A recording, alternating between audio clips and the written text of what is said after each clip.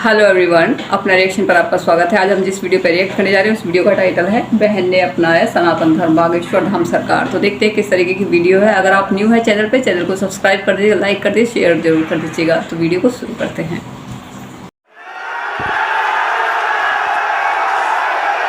और इन बहन ने अपनी इच्छा से बागेश्वर बालाजी का चमत्कार देखकर ये भी सनातन हिंदू धर्म को सर्वोपरि मान कर आना चाह रही हैं।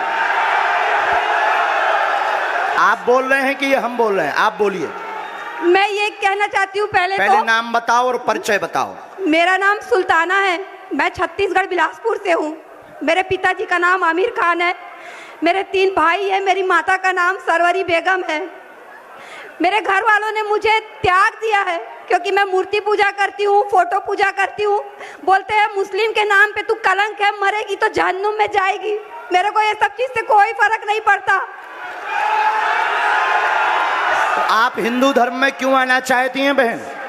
मेरा मन बोलता है कि हिंदू धर्म से अच्छा कोई धर्म हो ही नहीं सकता कभी। राम! क्योंकि एक धर्म एक सभ्यता वाला धर्म है, संस्कारों वाला धर्म है। इसमें भाई बहनों में शादियां नहीं होती। इसमें औरतों की जिंदगी बर्बाद नहीं होती तलाक तलाक तलाक बोल के। इसमें एक बार शादी होती है 7 फेरों की, जिसमें सिंदूर का महत्व होता है, मंगलसूत्र का, पूरे 16 श्रृंगार का। मैं 2 बार मथुरा जाके भी आ चुकी हूँ। वहां से जन्मभूमि से लड्डू गोपाल खरीद के पूजा करवा के लाई हूँ। घर में तीनों टाइम नहा कर उनका भोग लगाकर उनका जूठा खाती हूँ, फिर खाना खाती हूँ। मेरे घर में मेरी माता पिता भाई परिवार कोई भी नहीं आता मुझसे मिलने, न हाल चाल पूछने। मैं कल रात से आई हूँ। मैं यहाँ बाप गुरुजी के प्रश्नोत्तरी में भी थी। मैं वहाँ मैं बात करना चाहिए लेकिन मुझे अवसर नहीं मिला। मैं फिर रात से 10 साढ़े 10 बजे से मैं आई हूँ। तब से मैं वहाँ बैठी थी पंडाल में अर्जी लगा के कि आप बुलाएंगे, लेकिन नहीं बुलाए।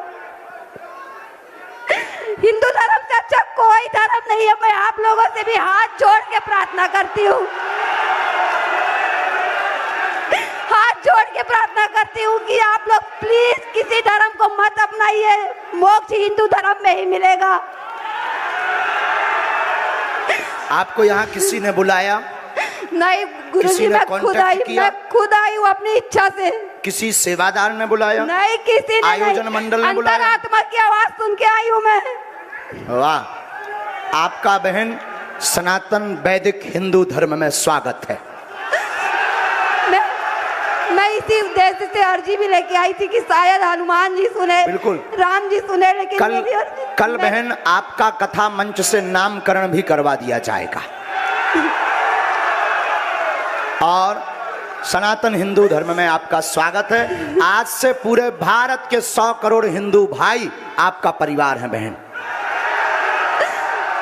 हम सब साथ हैं। हम तो हैं ही हैं। इनकी गारंटी नहीं पर हमारी गारंटी। गुरुजी, मेरी आपसे विनती है, मैं आपको भाई बनाना चाहती हूँ। स्वागत बहन। राखी बांधना चाहती हूँ हर साल राखी में। आप राखी ले आना, आज व्यासपीठ पर ही बांध देना। इनको प्रवेश करवा दिया जाए। जब ये आवे पीएसओ साहब और सिक्योरिटी से कहना है जय श्री राम, जय श्री राम, बागेश्वर धाम की जय, सन्यासी बाबा की जय। मुझे गर्व है खुद पे कि मैं आज हिंदू धर्म में आ चुकी हूँ। कोई दुख नहीं है मुस्लिम धर्म से हटने का, परिवार खोने का, क्योंकि भगवान एक है जो ऊपर है, सबको देख रहे हैं।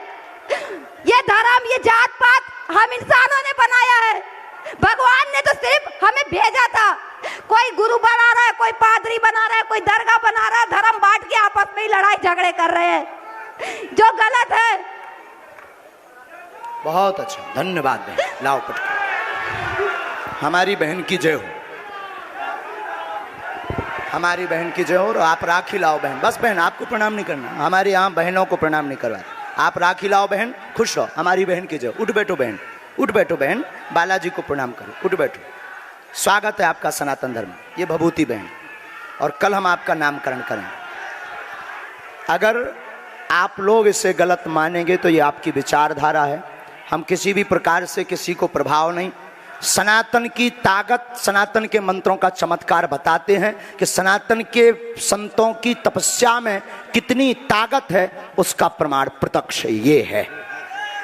और हमारे नाम से बस भारत में इसी बात का विरोध है, क्योंकि सबको डर है कि ये आदमी 4-5 साल में सबके मिशनों को फेल कर देगा। अगर ये किसी को डर है तो डर बना रहना चाहिए। हमारे साथ कौन कौन है आज से इस लड़ाई में, जीवन भर के लिए? अगर कोई सनातन का विरोध करेगा तो उसको मुंह तोड़ जवाब कौन कौन देगा? अगर कोई सनातन विरोधी मूवी बनाएगा तो मुंह तोड़ जवाब कौन कौन देगा? बाइकॉट। अगर कोई संत सनातन के खिलाफ बोलेगा तो उसके कथाओं में कौन कौन नहीं जाएगा? अगर कोई न्यूज चैनल अगर सनातन के खिलाफ बोलेगा तो उसको बाइकॉट कौन कौन करेगा? करोगे? सौगंध है तुम्हें, अब जगना होगा। और तुम चिंता मत करो, हमारे जो गुरु जी की तपस्या है उसका हम ऐसे ही प्रचार करते रहें, चाहे लाख तूफान आ जावें। फिर दोनों हाथ उठाकर बोलो सत्य सनातन धर्म की। आज का दरबार 2 दिन का दरबार यहीं विराम होता है।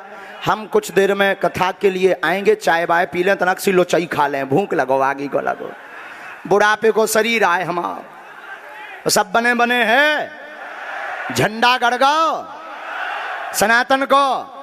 अच्छा, जो चुनौती दे रहे थे, उंगली उठा रहे थे, उनकी ठटरी भर गई, भर गई। यहाँ चिंता मत करो, अब खूब मुस्कुराओ, बड़े आनंद में रहो। और छत्तीसगढ़ हम आते रहेंगे। बोलो सीताराम। साधु जी, साधु जी। इन बहन का मोबाइल नंबर, इन बहन को प्रवेश अभी राखी लेकर आएंगे और कल इनका नामकरण होगा, तो कल भी इनको एंट्री दीजिए, सिक्योरिटी से हमारा कहना है। और सबको जय श्री राम। तो वीडियो यहाँ पर कंप्लीट हो गई और बड़ी अच्छी वीडियो थी। और वो जो मुस्लिम बहन थी, मतलब वो सनातन धर्म में आई और काफ़ी प्रभावित थी वो सनातन धर्म से, क्योंकि जो सनातन धर्म को पढ़ लेता है ना तो उसको वो प्रभावित हो ही जाता है। मेरे समझ में नहीं आता कि यहाँ से लोग छोड़ के जा क्यों रहे हैं। इस रीज़न इसका यही है कि वो पढ़ते नहीं है। उन्होंने कभी अपने वेद, कभी अपने स्क्रिप्चर कभी नहीं पढ़े। वो बस बाहर वाले की जो बातें होती हैं उनके वो सवालों के जवाब नहीं दे पाते हैं और वो कन्वर्ट हो जाते हैं, जो मेरी ऑब्जर्वेशन है। ठीक है, अगर आप अपने वेद पढ़ लेंगे तो आप कभी नहीं जाएंगे और आपको बड़ा ही प्राउड होगा कि देखो औरों के में क्या है और हमारे में क्या है। मैं किसी का नाम नहीं लेना चाहती, लेकिन मैं अपने सनातन धर्म पर बहुत प्राउड करती हूँ। ठीक है, अब जैसे ये सिस्टर बोल रही थी कि आपको कहीं भी जाने की ज़रूरत नहीं है और यहीं पर मोक्ष मिलेगा, क्योंकि ईश्वर आप आध्या, क्योंकि यहाँ पे आपने देखा होगा कि हमारे यहाँ पे बहुत बड़े बड़े ऋषि मुनि रहे हैं। आप और जगह बता दीजिए कहीं रहे हैं ऐसे ऋषि मुनि जिन्होंने सिद्धियां प्राप्त की हैं, जो आध्यात्मिक, जिनको नॉलेज थी, आध्यात्मिक ज्ञान था, जिनको आध्यात्म में बिलीव रखते थे। तो ये सारी चीज़ें कहाँ थी? सिर्फ हिंदुइज्म में, मतलब सनातन धर्म में थी। ठीक है, तो बड़े ही नॉलेजेबल आपका ये धर्म है। और इसके बाद भी अगर आप छोड़ते हैं किसी के प्रलोभन में आके या किसी के लालच में आके, लोग लालच की वजह से बहुत छोड़ देते हैं। मैंने बहुत सारे ऐसे केसेस सुने हैं कि अदर रिलीजन में जाते हैं, उनको जॉब वगैरह प्रोवाइड की जाती है, उनको वहाँ पे शादी वगैरह कराई जाती है, उनको मतलब एक फैमिली वो पैकेज दिया जाता है जिससे वे वहाँ पे छोड़ चले जाते हैं, क्योंकि उनको सुविधाएं मिल रही होती हैं। ऐसे इसी वजह से कन्वर्जन होते हैं और कोई रीज़न नहीं होता। ऐसा कहीं नहीं कि वहाँ पे कोई ज्ञान की गंगा बह रही है, ऐसा कुछ नहीं है।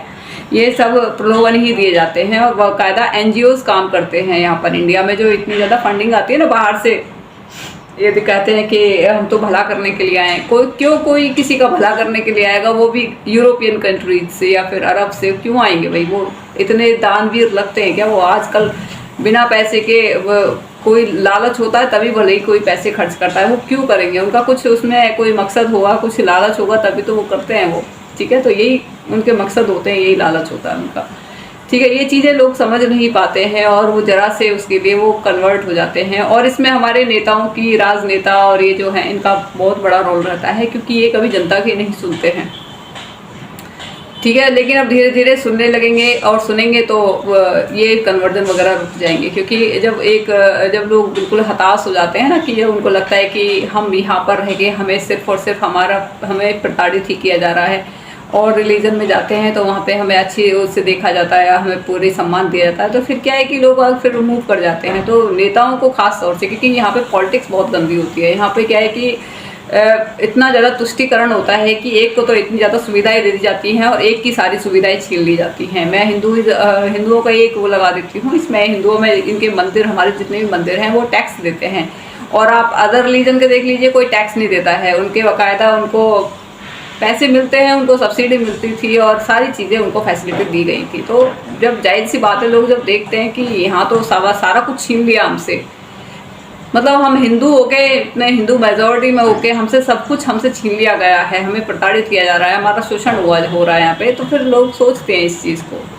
तो ये चीज़ें हैं। और मैंने ये भी यहाँ पे सुना है कि यहाँ के जो लोग हैं, जो अरबपति होते हैं, वो यहाँ से देश को छोड़ के चले जाते हैं, या फिर सबसे पहले जो पढ़ाई करते हैं वो यही यहाँ से जो देश छोड़ के चले जाते हैं। तो उसके पीछे रीज़न यही होता है कि कहीं ना कहीं एक गवर्नमेंट जो टैक्स वगैरह जो लेती है ना, आम आदमी से, मध्यम क्लास वर्ग से, जो सबसे ज़्यादा मेहनत करता है, सबसे ज़्यादा जो टैक्स कौन पे करता है, मध्यम वर्ग के लोग करते हैं, हमारे जैसे लोग करते हैं, और हम जैसे लोगों को ही सुविधाएं नहीं दी जाती हैं। तो फिर क्या है कि लोगों के मन में विचार आता है कि हम यहाँ क्यों रहें, जब यहाँ पे हम सबसे ज़्यादा टैक्स पे कर रहे हैं, सबसे वर्ग हमारा है और हमें ही वो सारी सुविधाएं नहीं मिल रही हैं। तो फिर क्या लोग फिर सोचते हैं इस बारे में कि हम यहाँ क्यों रहें। तो गवर्नमेंट को इस चीज़ के बारे में सोचना चाहिए, गवर्नमेंट को, कि जो लोग टैक्स पे कर रहे हैं उनकी किस तरीके से उनकी सुनी जाए, उनको सारी सुविधाएँ दी जाए। अभी कल परसों में एक न्यूज़ देख रही थी, तो उसमें कह रहे थे कि इंडिया में जो है अरबपति बहुत ज़्यादा विदेशों में जा रहे हैं, उसके पीछे रीज़न क्या है। उसके पीछे फिर जो जा रहे हैं उनसे रीज़न पूछा गया, तो वो बताते हैं कि हम करोड़ों का टैक्स यहाँ पे करते हैं, लेकिन हमें ना तो यहाँ पे सुविधाएं उसकी मिलती हैं, क्या बोलते हैं, एक तो सुरक्षा की नहीं है, कोई सामान गुम हो जाए तो उसकी कोई सुरक्षा नहीं है, मतलब, और ना ही कोई एजुकेशन की तरफ से, क्योंकि एजुकेशन दिलवानी है तो हमें प्राइवेट स्कूल में डलवाना पड़ेगा, वहाँ पे आपको पता है क्या रेट, क्या वहाँ पे एजुकेशन है, बिजनेस खोले हुए हैं आजकल सबने, पढ़ाते कुछ नहीं है, ट्यूशन जब भी बच्चों के लगाने पड़ते हैं। हॉस्पिटल वगैरह हो गए, कोई सरकारी हॉस्पिटल होते हैं, आपको पता है क्या हो रहा था। तो ये कहीं ना कहीं उनके दिमाग में ये चीज़ होती है कि जब हम इतने करोड़ों का, लाखों का जब हम टैक्स पे कर रहे हैं पूरे मंथ की, हम 20%, 30%, 40% जब हम गवर्नमेंट को अपनी सैलरी में से दे रहे हैं, तो हमें ये सारी फैसिलिटी क्यों नहीं मिल रही है। तो वो माइंड में उनके क्वेश्चंस आते हैं, वो चले जाते हैं। तो गवर्नमेंट को इस चीज़ पे काम करना चाहिए। जो मेहनत कर रहे हैं लोग, जो टैक्स पे कर रहे हैं, उनको पूरी वो देनी चाहिए, ठीक है, उनको फैसिलिटी देनी चाहिए जिससे कि वो देश से बाहर ना जाए। एक आपका जैसे ये हिंदुइज़्म में, अब हिंदुइज़्म पे आते हैं, बीच में कोई टॉपिक चल जाता है तो वहाँ पे पहुँच जाते हैं। अब हिंदुइज़्म का ही देख लीजिए। अब हिंदुइज़्म में काफ़ी ज़्यादा प्रभावित थी हिंदुइज़्म से, क्योंकि वो खुद ही अपने मुंह से बोलती है कि देखो यहाँ पे हलाला का वो नहीं रहता है, ठीक है, ये नहीं कि गलती कोई और करे, भुगते कोई और, ठीक है, ऐसा वो यहाँ पर नहीं है। अगर एक बार शादी हो गई है तो अपना ज़िंदगी भर, अपना 7 जन्म तक यहाँ पे बोला जाता है। भले ही आदमी ना करे वो अलग बात है, लेकिन हमारे उसमें शास्त्रों में ये सारी चीज़ें हैं कि भाई 7 जन्म तक रहता है, ठीक है। लेकिन आजकल क्या है कि आपको पता है कि सभी लोग वेस्टर्न की तरफ ज़्यादा मूव करते जा रहे हैं, उनकी तरफ ज़्यादा आकर्षित होते जा रहे हैं। तो क्या लिविंग रिलेशनशिप में ज़्यादा बिलीव रखते हैं, ठीक है। तो ये कहीं ना कहीं तो, लेकिन हमारे उसमें नहीं है ये सारी चीज़ें, ठीक है। अगर किसी से शादी की है तो 7 जन्म तक उसका साथ निभाया जाता है, ठीक है। और भी बहुत सारी चीज़ें हैं जो हिंदुइज़्म में लोगों को आने के लिए प्रेरित करती हैं, ठीक है। और काफ़ी अच्छी वीडियो है इनकी। और ये जो बागेश्वर धाम है, ये इनसे भी जैसे इन्होंने बताया है कि जो भी हिंदुइज़्म के खिलाफ बात करता है, चाहे कोई न्यूज़ चैनल वाला हो, चाहे कोई नेता हो, चाहे कोई भी हो, एवर कोई भी, मतलब कोई भी हो, किसी भी तरीके का, मतलब जो भी हिंदुइज़्म के खिलाफ बात करे उसको बॉयकॉट करो। और ये होना भी चाहिए, जो हमारे खिलाफ बात करेगा हम तो उसको बॉयकॉट करेंगे, ठीक है। जो हमारे लिए बात करेगा हम उसी की तरफ रहेंगे।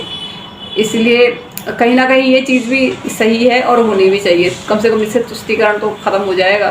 पहले तो क्या होता है, जितने भी नेता, मैं तो जो भी देखती थी ना, रिजर्वेशन इस तरीके से होता था कि जो अच्छे, जो पढ़े लिखे बच्चे होते थे, 90%, 80% उनका सिलेक्शन नहीं हो पाता था, और जो फेल हो जाते थे उनका रिजर्वेशन है वो जॉब पे लग गए गवर्नमेंट की। तो कहीं ना कहीं जो ज़्यादा अनइक्वलिटी इतनी ज़्यादा थी कि लोग यहाँ से फिर बाहर की तरफ मूव करते जा रहे हैं। तो ये भी एक गवर्नमेंट को सोचना चाहिए, देखना चाहिए, इन सब चीज़ों के ऊपर फोकस करना चाहिए। यहाँ से जो ब्रेन है वो बाहर की तरफ मूव क्यों कर रहा है, जो यहाँ से इंटेलिजेंट लोग हैं वो बाहर की तरफ जा रहे हैं, और जो वैसे हैं वो मतलब रिजर्वेशन का आनंद ले रहे हैं। तो इन सब चीज़ों पर फोकस करना चाहिए और उम्मीद है कि गवर्नमेंट जो है हमारी फोकस भी कर रही है, ऐसा नहीं है, हमें लगता ही ऐसा है, बहुत काम होते हैं।